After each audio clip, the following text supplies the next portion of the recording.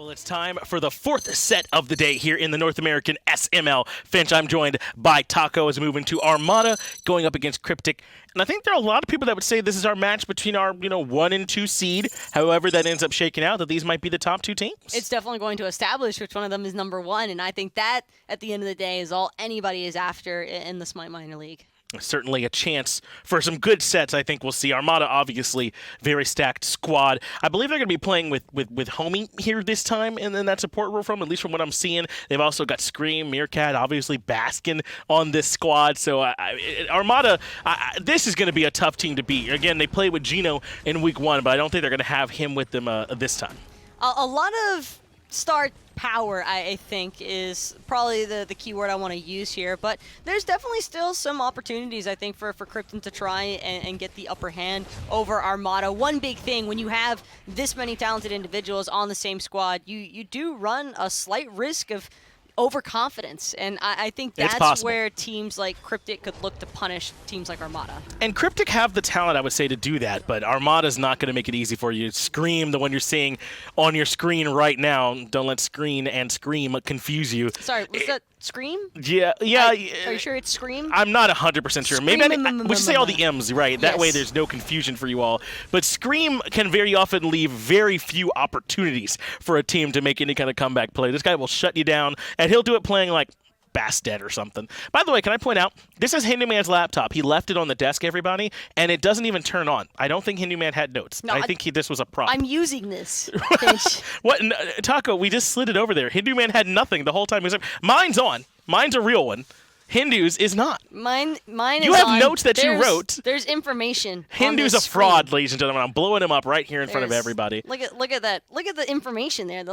You take good notes, Taco. I do take good notes. I like to write down the drafts. You take good notes on here, but not Hinduman. He's just kind of up here, pulling a wool over your eyes. But that's why I'm here. I'm finching and letting you all know where the deception is. The call-outs. The team they're going to be playing up against this time, though, is Cryptik, a team with plenty of names that you should be familiar with that have been, around the SPL in the minor league for a long time now. This is a team that I expect to have plenty of experience going in, to not be intimidated by some of these names that are on the Armada roster. I expect a very competitive set. Spontaneous set is what I think I'm going to be looking for between these two teams, because when you have players that are this accustomed to each other, I think that at a certain point, you almost can't prevent them from looking to take those single call-out moments into their brains. Right.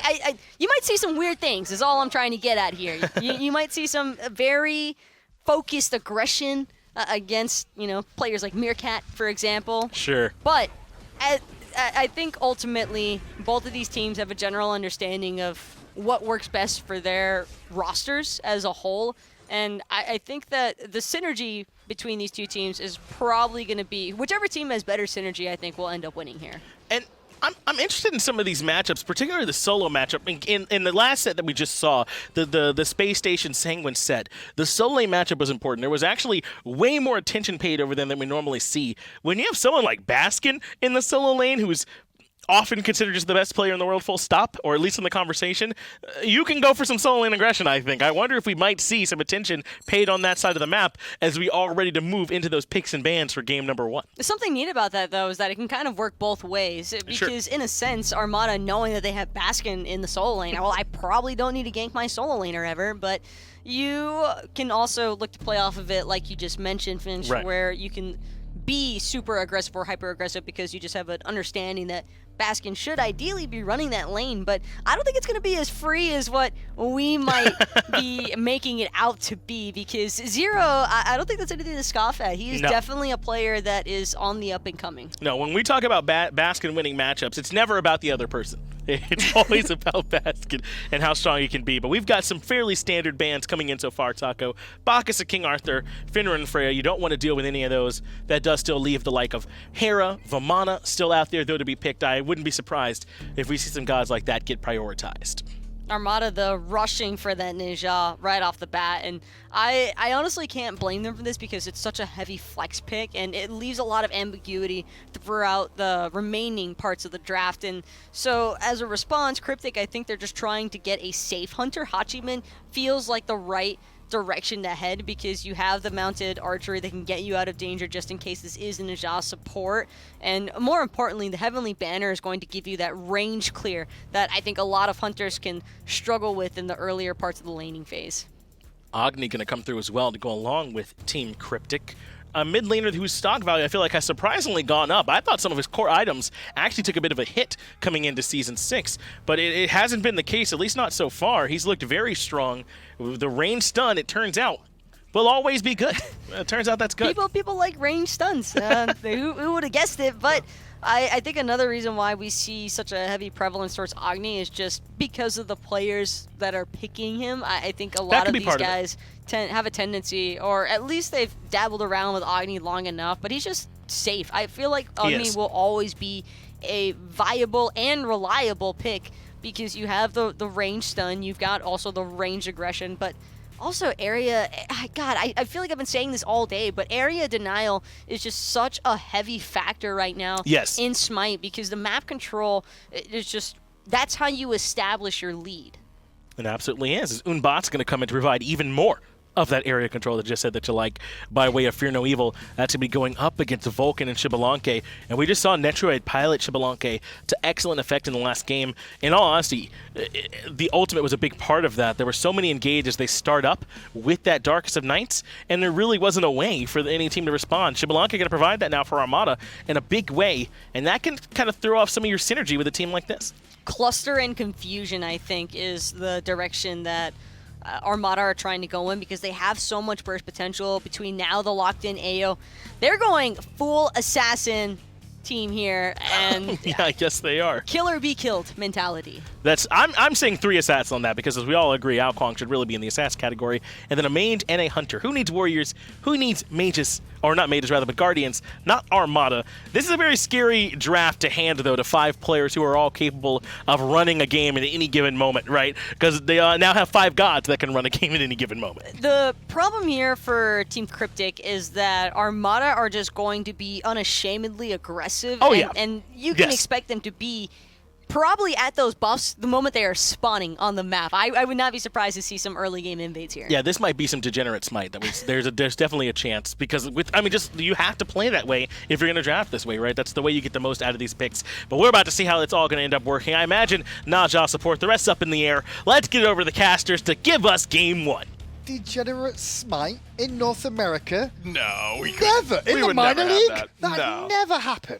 This is that's what I expect, at least. Welcome to the first game between Armada and Cryptik. Both teams off to a good start in week 1. Week 2, someone's going down. We'll have to wait and see who it is, but Armada has a sub, and that's gonna be that could be tough for them. Homiefe filling in for Gino in the support role. Homie, I love the fact that Armada give him Najah right away, because Homie, of course, a jungler before he was a mid laner for a week. I was gonna say he's been to a world championship as a substitute and played, which is something that nobody else has got a claim to fame on. I suppose that's true. No other sub has played on the world stage, right? Outside of maybe some of the international teams having visa issues, which can always be a problem, he's the only one that has, and also played internationally before anybody else. That's right. So he's the sub extraordinaire. That's right. So I was going to say, internationally wise, I mean, Aurora did play in Pain Beyond, did play in the EU for a bit, but not at this level. No, not at the world stage, at least. Not looking at him. I think that this is a really good idea by Armada. Give Homie something a god that you know he's comfortable on. I can say that I know that Homie is a really good ranked player at playing Phil. He loves to play roles outside of jungle or outside of mid, and has a lot of fun, and usually does pretty well in those. So I think that Homie is a really good choice as a substitute. Now, obviously, with the band phase coming through, we saw the Ganesha get picked up by Cryptik. I mean, you were talking off air. I'm still going to say it live, too. I think Kumbhakana would have been way better here for the 3 assassin comp that they're having to deal with. Well, Kumbha can do a lot for you, but you might need some help here from your support, regardless of who it is, as BennyQ has to receive the sprint. Good sash in by Homie, and that's what Najah support is designed to do. Play aggressive in the early game. The fact that Cryptik even got their own purple buff, they should be pretty thankful about that, because it's only because there's a Xbalanque, a low-pressure hunter, alongside this Najah that kind of left that door open for Cryptik. But you're right, I mean, Ganesh and Kumbha both bring a lot of the same things. It's really the silence that you're looking at. Mineral under a bit of pressure again. Did hit level 2, though, so should be able to escape this situation. Pops the sprint to try and buy some time. Ring toss! And Snoopy will hit him with And he might be dead down, too. No, minions should save the day. Oh, it's going to be close. Yeah, one or two more autos from Snoopy would have done it, but BennyQ's aggressive EI Jutsu to try and save the life of his support nearly got himself killed. And this is worst case scenario, and that's why Xbalanque Naja is a good combination despite the high pressure, low pressure dynamic, is that Xbalanque is a good kill hunter in the early game, just not a great clear hunter. And Naja can handle the clear and the killing, sort of for you. The assistant of the killing. Exactly. So he sets up Snoopy nicely. On top of that, though, keep an eye on the builds coming through. Meerkat on the Vulcan here, going for the Book of Tough build, which we've seen a little bit more of yet again this season. Did something change with it? What was it? It did. So it got cheaper, which is a big thing for it. But it got changed to now it only the passive conversion only is affected by mana that you get from items. It's not affected by your base mana pool. So you get from leveling it's up. worse then. Not exactly, because number one, being cheaper is a huge deal, especially for an item that you're going to be getting early. But number two, as long as you invest into some mana items, cooldown boots included, you actually end up at a higher conversion rate. You just have to, it's not as build and forget about it. I'm just getting power throughout the whole game. You do have to adjust your build. I expect Meerkat to go cooldown boots because those provide 250 mana, which converts into extra power, of course. And then as long as he picks up a Soul Reaver at some point or a Book of the Dead, then he ends up really, really high up on the power charts from that item. Okay, well, that just one kill for Armada over in the dual lane early on. Gets the pressure that they were looking for sure. The question is when we see Scream start to come online in the jungle position on this Kuang, and who his targets might be this game. It's feeling like mid and duo once again, because Vamana is not the easiest one for an Kuang to pick up a kill on. No, but Baskin has so much CC that you can get off that execute before the Colossal Fury comes out for Zearoe and gives him the CC immunity and the health that he would need in order to survive in a gank situation. But Baskin is obviously going to have to be out of lane in order to make that happen. Try and dunk in with that Anvil of Dawn and set up Scream for that gank. But it might be a little bit because Baskin has been a big fan of this start. He goes for Blackthorn Hammer first off. He played it on Guan Yu in week 1, which makes a lot of sense. You know, you have a big mana pool there. You need to use a lot of mana on Guan Yu. I don't know that Thor really fits that same bill. I wonder if an early Glad Shield ends up doing more here for Baskin just because of how cheap it is and the sustain it would provide.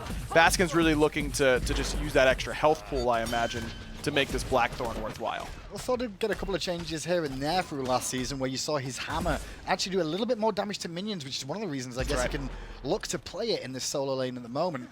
Cooldown, though, on Blackthorn will help him out a little bit more to go with the blue buff that's going to give him a bit of cooldown, too. So having those abilities up a little bit more often is one of the reasons I'd say this build works. And obviously, you know, infinite mana, definitely another. Definitely does not hurt you in the solo lane or anywhere, for that matter. I feel like Thor is one of those gods that you never feel like you have to base, even if you're on 10 health, because you feel like you can make a play with a wall double tap at any given moment. Exactly. Thor is the playmaker god. That's why adapting is always a Thor main, and Annenster and Gars and players of that caliber that you just feel like you can do so much more with Thor. Well, he's boxing away right now. Homiefe comes in. Can't find the sash as Zearoe just dashes away back to safety. Zearoe, European player, playing on a North American team. Hold on, Sprint used to Scream in a little bit of a weird spot, but he seemed pretty calm and cool in that position. Snoopy did use Darkest of Nights just in case, but it was a pretty aggressive sprint by Mineral to try and get Yuji in position. Yeah, I actually noticed the Big Baby used by Zearoe there as well. Maybe it was him that the gank was potentially on with Homiefe still having his ult, but Big Baby immediately, just to make sure, I guess, Darkest of Nights doesn't cause a problem. Global ult for Relic cooldown, about even. Actually, Snoopy's ultimate will come up a little bit sooner. There's the gank on solo, though. No Big Baby this time round, and there's a nice little execute, and that's what we were talking about. The CC chains causing problems. Scream gets himself the first kill of his game, and going for Talaria boost. That's interesting on Kuang, I feel. You're not trying to play aggressively in the early game with Kuang. You're all about looking towards the late game. What damage can I do in the later stages? So losing that power early barely hurts you at all. This isn't where your power spike's going to be anyways. The ability to get around the map more quickly, use that extra movement speed, is going to be more valuable to him. I mean, it's what, 18% on normal boots and 25% on Talaria, so a 7% difference. Plus that boost out of base, plus the speed buff, plus it does help with your mana regen. It's a ton of MP5. Kuang, I wouldn't describe him as mana hungry, but if you aren't paying attention to your mana bar, then it will end up biting you. So getting that extra 15 MP5 certainly doesn't hurt. Not gonna lie, getting Tomaku, Hi-Rez, Talaria boots, and Geb rollout is the funnest thing in the world. You can zoom out of base. You may as well have teleport at that pace, right? You're getting the lane very, very quickly. Super quick. Well, you saw a little ding there straight away. That's Baskin finishing off his Warrior's Blessing and get the extra effects from that one. However, Snoopy's a little bit far forward over here. Has support from Homiefe. I thought Mineral might be looking for a gank, but the ward coverage has got the vision. BennyQ on a Hachiman as well. Someone that we've not seen too much of either just lately. A little bit more as of late after the recent buff to Heavenly Banner, just helping him clear and poke. That's kind of what Hachiman brings to your laning phase, is safety and clear. Well, he won't be able to stop the sash, but he can silence after the fact of any follow-up from Homiefe.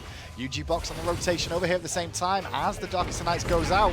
I think Yuji got spotted as he came around the corner there at the same time. Snoopy well aware that he didn't want to get involved in that one. I think Snoopy was planning on dashing aggressively, but you're right. He spotted out Yuji right in time, nearly sealed his own fate by dashing in. Sash this time round's good, but BennyQ commits on Snoopy at the same time. Great ult. Beautiful little play from Cryptik to catch him on the counter again. But the problem is that Scream is already here for the pressure. One is already dead, and the second one, the elephant, he remembers. You wish you could forget. Scream gonna follow up. He's already up in the sky. He got accustomed there. May as well take him right back. Snoopy ends up baiting himself in that spot. He plays very aggressively, but it's on purpose. It guarantees a double. But it was well played there. Meerkat forced to beads very quickly against the Fear No Evil from yujibox, which made sure he didn't get too in that position. Sops, however, took a lot more than bargain for. What illusion! He's in range. All he's going to do is find the little sword shots and does so. Homie turns up. Yuji has no leap up. Sash connects, as does the meatball from Meerkat, and we're at 6-1 already. Hey, is a 3-0-2 Kuang at 8 minutes good? Is that where you want to be against us? Literally one of the best characters in the late game. I think one of the last times I saw that sort of, carry potential coming out as we watch BennyQ fall again was Cyclone Spin Solo Lane Season 2. So yeah, I think it's pretty good. I mean, Cyclone once upon a time, they had a pretty good time in that season at that time. Yeah. If I'm on Cryptik right now, I go, when are we allowed to surrender again? Are there rules around that? Because it is getting that scary already for me. Scream getting a lead like this already can be very aggressive in the jungle, and putting him in this sort of position is pretty scary. That being said, Yuji's done a pretty good job farming thus far. He's only about a level and a half behind, despite the great score line for Scream. But when you look at when a jungler gets ahead like this, it's usually not just him, and that's exactly what you're seeing. It's Baskin's looking a little bit farther ahead than that of Zearoe. It's the fact that Snoopy's been able to go for an early Blood Forge because he was able to back so early on with that much gold that he just says, give me all that power right away. Power curve, who needs it? Now he's swinging really, really hard. Homie's ahead on a very aggressive support. That's all scary. Baskin's up in the air going down on Zearoe. He's just trying to steal away the blue buff on cooldown. Meanwhile, Scream's ganking on the left-hand side. Didn't find the ult kill, but he had the setup potential there with Homiefe coming in to find another in his back pocket. Red buff did go down. Sops have it, so it's not stolen away, but Mineral may still lose his life here. No Kuang ultimate, so Mineral has to be killed the honest way, but this is pretty honest for me. That's not honest. Mineral take it up to the sky. You're right, those damage numbers are anything but honest. Snoopy's able to notch his third kill of the game, and this is what Armada's going to do to you. If they get a lead, they're just going to consistently press that lead until you break. I think there's also a chance that it could be a turnaround if they overstep their boundaries, but at the moment, they're grouping nicely and going for the prime target, which in this case is going to be Sops. Baskin on the rotation will get the kill. Yuji's trying to find an exit, maybe able to pick up the red and get some health, which is good. But the sash is still available for Homie. And he can continue the chase into the jungle. Ring toss to clear the camp. Doesn't have it. He used it on that red buff. Yuji steals away more farm. That's right, Yuji. Takes red and Batz. Batz. Dominance in Scream's jungle as you run between the tier 2 and Phoenix. Homie still giving chase. Gold Fury is being pressured by both teams at the moment, funny enough. Risky plays. Vulcan ultimate up and over the top. Armada still get the Gold Fury, but Snoopy's dash now down. He's pretty weak in this position. Has to try and fight for his life. Yeah, a bit disrespectful, but maybe because he knew Baskin was coming in. The problem is that that's all it was, a Duncan out situation. Snoopy falls for the second time. But Armada extend their lead to around 5,000. Yuji. Still He going. felt pretty confident after his little run through the jungle and then jumped into the enemy back harpies. I think he realized he was escaping. Well, I might as well pick up this farm too. Oh, no. That's not how that's going to work. Mistakes were made. Scream now level 11. The ring build's coming into play a little bit more. They got quite a few buffs towards the end of the season. They did, and they got popular for a reason. It's really, when you look at Kuang's kit, you think of how it's historically been played. It's burst damage off the 2-3 combo. And that still works to a certain extent, but with the nerf to that 3 doesn't apply Polynomicon anymore, you lose a lot of that burst damage. And then you look at the base numbers of Dragon's Call, and you're like, well, why don't I just auto-attack people? I mean, what's the point of using the 3 some of the time? It's really just the range extender. Just get up close and melt people with Dragon's Call, and that's the idea. Scream can really kill tanks really easily with this build. The Telkines is expensive as the second item. Usually that's the Demonic Grip, but you can immediately buy it if you're as far ahead as Scream is. This makes his power curve astronomical because now he can just build cheap items from here on out, and he still gets that huge power boost that they would have provided early on without that big investment. And the one problem with Armada's comp, yes, they've got a lead now, but they can't really push it any further at the moment. They're going to have to wait for these skirmish battles, find a pick or two, because that team fight, while potent, is it's more pick than actually a full team fight. Like the AoE that Cryptik's going to have if they take a 5-on-5 could cause some problems here. So picks is the name of the game. Absolutely, and Zearoe is going to have to be the one to zone away the screams of this team in order to make sure that AoE actually matters. Monkey in the jungle gets a good stun from sops to save the day there, but Yuji still under pressure and in the dark, has to fear no evil. Meerkat speeds down. Backfire off the mark. Execute connects, speeds and response. Turn around in hand. Oh, the illusion at the last second. Scream goes, get out of my way, shoot. Easy for Scream, but not so easy for Homie and Meerkat. A couple Blink. Whiffs there. Zearoe, That's blink. a bigger whiff. Yeah, that one hurts a little bit more, just because nothing at least comes of it, right? I mean, at least at the end of the day, Yuji ends up falling there. Zearoe, I'm assuming, was looking for Scream on that blink in, but Darkest of Nights from Snoopy was there. Oh no, that was used earlier on. Yeah, I got no excuse for Zearoe. He That hit was just minions. bad. He hit Yeah, minions that at was the rough. end of the day. Lag, he's on a U, remember. BennyQ Yes. dashing away from Snoopy, loses half his health in the process. Ultimate is available, still trying to hang on to it as Baskin ults towards Sops in the mid lane. Zero's off farming the right hand side as BennyQ is farming at his tier 2. Sops gets a solid mid, but he needs some backup to get the damage out to punish them for these indiscretions. Homie just decides, I'll walk right through there, has a sprint available to make sure he doesn't get slowed. Yuji's back, but doesn't have Fear No Evil, and Baskin's, he's level 15, so that's how this is going to go. Gets a kill on Mineral, Ganesh falls again. Next up is Yuji, needs a leap away to the tier 2 and finds it, but round the back Scream is still hunting. Will he catch Yuji on the rotation? He goes in tower range. Yep. 2 hits are good. Sops, though, may turn this around. Good stun, forces the bead, Scream, there's no, okay.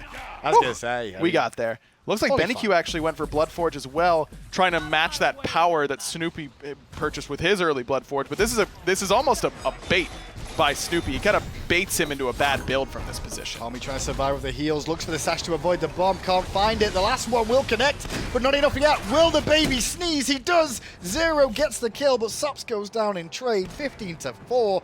Tier 1 down in the left and the mid lane. Normally, I would say that is absolutely a worthwhile trade for Armada because it's support for mid laner, but when you factor in the fact that Homie is the same level as the enemy mid laner, honestly, you give a little bit up to Zearoe there. Maybe that Baskin gets the kill on the mid. Does Baskin really need more farm at this point? It's Baskin, so the answer is yes, I suppose. But what I was saying earlier about these Blood Forges is that if from Snoopy's position, it makes sense. You're ahead, you buy a first item where you don't still need that movement speed that often. You can afford to take the risk and really try and push it, and he has. That's why he's been playing so aggressively. He's gotten punished for it, but he's been playing around the build that he went for. Whereas BennyQ sees that power and says, well, now I need it, right? Now I need to be able to box. But really all he's doing is investing more gold into a build that he doesn't have quite yet. He's behind on net worth. The one positive of this for BennyQ, I will say, is that it means that he actually can take these fights up against Snoopy. If he builds Devo gloves in that spot, it's still another 5 minutes before he can take fights, and that's a long time. It's just a risk. Yeah, his Executioner versus Rage is the next items, though, which is a bit of a different Scream. He's got no beads at the moment and gets a full full damage of the Fear No Evil. Slow from Mineral connects, Scream still on the run, bomb over the wall will be enough. But it's a lot of players invest in Scream in the backlines. They don't find anything else. Zearoe may end up getting caught because of this. Good CC chain, but no anti-heal quite yet for anybody on Armada, which means it's pretty easy for Zearoe to just waltz right out of there with Colossal Fury. A pretty late Dynasty Plate Helm coming from Meerkat, where he's under no real siege. Think of it as a tier 2 item, because it is only 1,700 gold. But I don't know that he really needs it. I think Divine Ruin would have just been better there. See how it works out for him. Homiefe just missed the ult in the mid lane, split the ult right. Snoopy had quite a bit of free farm on that left-hand side as BennyQ rotated to that fight and now finds himself critting quite heavily by the looks of that. Luckily, bit of RNG look there for Snoopy as he takes down the Primal Fury. What's your take on the Furies, by the way? They're all good. I think Really? I think they all serve a purpose. I think that if I were to do a power rankings, if you will, Oni #1, SS SS tier for sure. SS. Go on. Oni the best one. Right. Then Gold Fury. That's A? Or is that B? Okay, so I'd put Oni in S tier. Right. So Gold Fury in A tier. Doesn't need an F. Primal in B+ tier. Okay. It's good. It's just a little bit worse. I think that it does, especially when you start stacking them, it becomes insane. Pyro goes down. Armada get it just in time there. Yuji and Mineral made a pretty good effort at trying to steal that away, actually. But just in the nick of time, Armada continue to extend their lead about 8,000.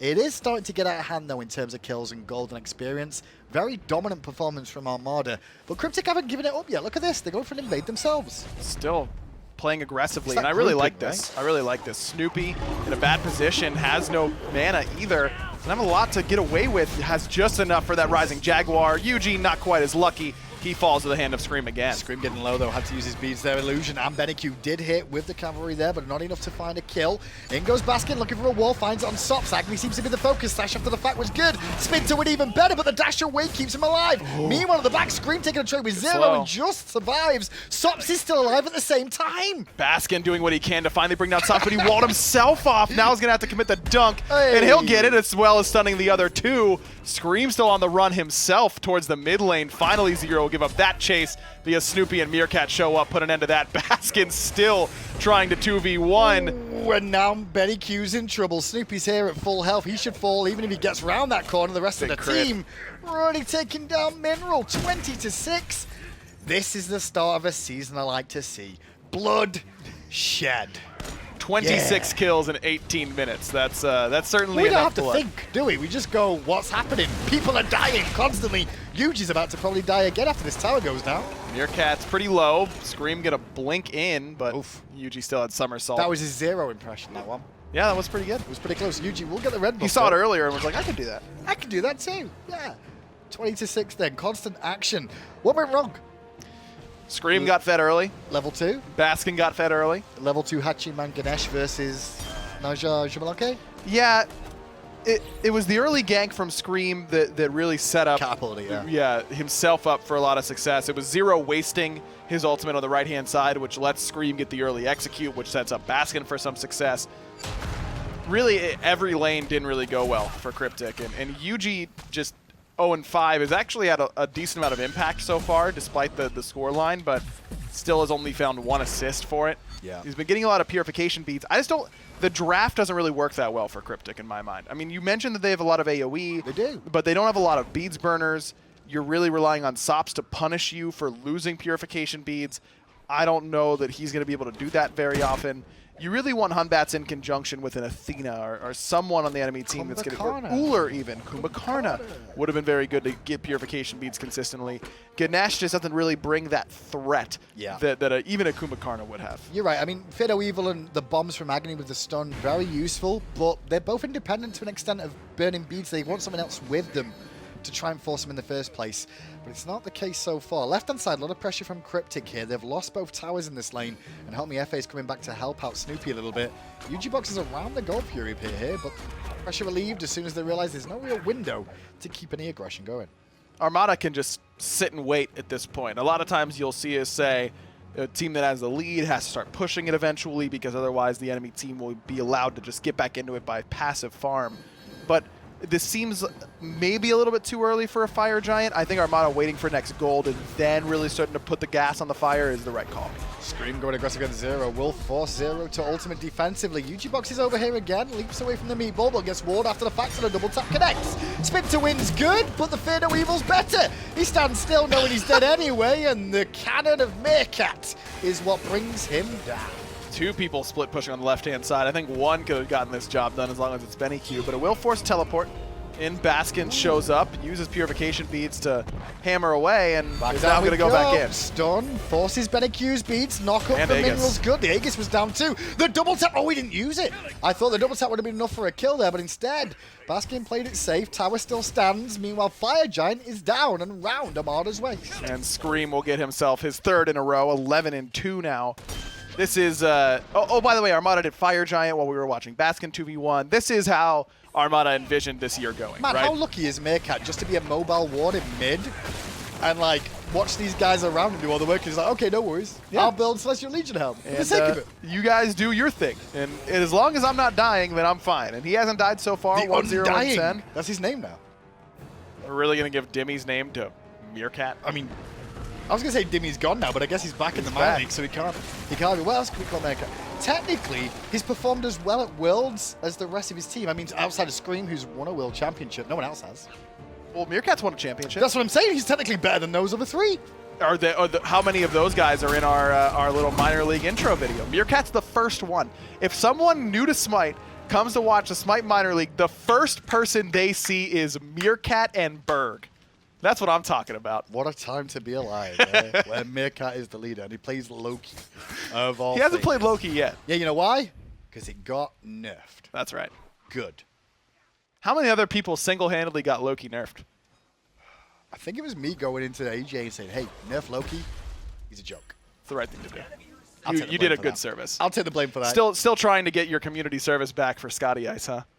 I don't think I'll ever get that back, and I love the fact that I still get blamed for that. I'm like, God, I never wanted to ping pong people around. I just wanted you to slide. I didn't want you to do damage, even just to slide. I don't even know why anyone's salty about that still, to be honest. Scotty is like, she's good, she's not OP, she's not bad. I don't know. I saw some threads recently where people are saying that Scotty Dog wasn't even good when she could ult and be immune. So. Oh, well, You let's, know? we've got a minute here. We can talk about that. They're wrong. No, let's watch Meerkat in the mid lane. Well, he's lane. in left side. That's Baskin in the mid. I was expecting to see Meerkat there because, you know, There he is. he got a kill. 1-0-10. He's an upsell. He's assisted Scream with all of Scream's kills so far. We'll More say. or less. Sash from Homiefe connects on Mineral of all people. Nice little ult from him to slow down some of the aggression, but Snoopy's happy to just continue whacking away at the moment. Don't forget Baskin's in the air. Tell a lie, he's on the ground. Scream gonna blink in right afterwards, but he ends up backing up as well. Good stun there from Sops over the wall, and bombs put Meerkat below half HP. But look at how many ults were used. That's mounted. That's the mounted archery. That's Zearoe's Colossal Fury. Sops uses bombs. He'll get those back. But Dharmic Pillar is down. Now it's really only Yuji that has an impactful ult ready to use. Yeah, this is experience for Armada at this point that they're going to have to come into play because they've not got the greatest siege potential with this composition. Assassins like to get to the back line, but they can't all do it at the same time. So instead, with a split push, Scream beads early to avoid the Fear No Evil. Trying to burst down the Phoenix, can't do so, but he can burst down yujibox. And he gets the Phoenix. And gets the Phoenix after the fact. Meerkat throws that into Timbuk2, and no one was home, but left side Phoenix still standing. Zearoe not so quite as lucky. Snoopy's able to get that one. Sops has to dash away, and surprise, Screams Boom. here, finds one execute. I don't think he needed to press I don't- execute there. I don't think so either. I Maybe he think- wanted the heal. He was about half HP. Oh, Baskin with the disrespect. And Homiefe, is he going to dunk him on landing? Can he do that? He's still going to come down at the same time. Oh, Boom goes the dynamite. That's game one. Maybe we're going home early quick today, Aggro. I don't know. Armada's looking pretty good so far. That certainly looks like it might be the case. This is what you expect to see with Armada. You expect to see some flashy plays Oh, yeah. and a quick win. If only they could play that well in the Pro League last year, maybe they'd still be there. 27-6 for Armada in game one. He's a savage What guy. else? Like, there's nothing you can do. What else are we supposed to talk about now? Because I'm like, well, there's a dumpster fire of assassin hell. I think Homie on that left side Phoenix siege when he sashed Mineral, he should have just ulted him, and then Meerkat could have ulted that, and then we would have been here. We would have been on this shot like 2 minutes earlier. But it's back to the drawing board then for Cryptik of what they can change things up. Armada definitely had fun that game, but they definitely dominated too. They did. And now if you're on Cryptik, you go, so what do you guys feel like playing? Do you run Jank with Jank? I think so. I think If they run three assassins, you run Cryptik's the same sort of home thing? is kind of janky in my mind. I mean, BennyQ is BennyQ. He plays a million different things. Let Sops play a Hunter in the mid lane and see what happens. That's what I'd do. Well, let's find out what happens in game two. But first of all, the desk gets a lovely chance to break down game one. Yeah, breaking down game one. Degenerate Smite, as we predicted, is exactly what we got. Finch and Taco here as Armada get a very strong game one victory, Taco. Yeah, they kind of broke down Cryptik's brains. Yeah, is that what it felt like when you were watching it? That's what Yeah. it felt like when I was watching it, at least. And I think that Cryptik would probably share that same sentiment. I mean, this one just got out of control early, fast. Very and early. That was kind of the risk versus reward situation that Armada were placed into with the draft that they chose. When you're running 3 assassins and a hunter with a mage, you kind of don't have any other option other than to just hold W the whole time. And that's exactly what they did. Hey, if it works, it works. And for Armada, I think that this is a perfect example as well for this team's. I think the individual prowess definitely came to light here. Even with the sub, Homiefe, it didn't really seem to make that much of a difference here. This team just felt like they knew each other like the back of each other's hands, and it's almost like they shared the same hands. Yeah, it definitely looked like they were playing comfortable as they were able to have a very strong performance in this game, largely on the back of Scream. This was that gank he made around that 6-minute mark over to solo lane, and he would not look back in terms of impact. 3-0-2 by 8 minutes and 30 seconds into the game. Once this Kuang got rolling, Taco, there was no answer for Team Cryptik. This was after he ganked duo lane, by the way, and then he just kind of chased the remainders through the jungle until he found even more kills. See, someone's going to get upset by this, but this was legitimately an NA ranked game. That's what it felt like a little bit, yeah. I get what you're saying. It looked like, it drafted like, it played like, I don't want to say it felt easy for Armada because, don't get me wrong, these guys are definitely talented players, and they certainly still had to work for it because if they were to have slipped up, I think Cryptik would have definitely been able to punish them. Yes. Scream kind of just did some things on AO that were a little bit nasty and kind of dirty. Yeah, and I think they played a composition which you alluded to earlier, where when they do well, as they did to start off, then it creates this sort of snowball factor, right? When you have literally 3 assassins, when Baskin gets an early gank into his lane that helps him get up over the Vamana, when they get first blood in the duo lane on a Xbalanque, when those kinds of when those kinds of characters get off to a really good start, and then, yeah, the game will end in 24 minutes with Scream at some absurd KDA. Yeah, that'll happen. But the important part here now is for Cryptik to take this match and just take that L on the chin. It happens. We've all been there. We've all been through it. But now this team needs to bounce back. And I think this is where mental fortitude can really start to build from the player perspective. Because when you just get absolutely pounded like that for 20-something minutes, you don't always want to queue right back up into the Smite game, but when it's competitive play, you don't have a choice. You just have to remember this is a best-of-3 set. There is still some possibility here for Cryptik to bounce back. I think they just need to work towards drafting something that can control the early game a little bit better.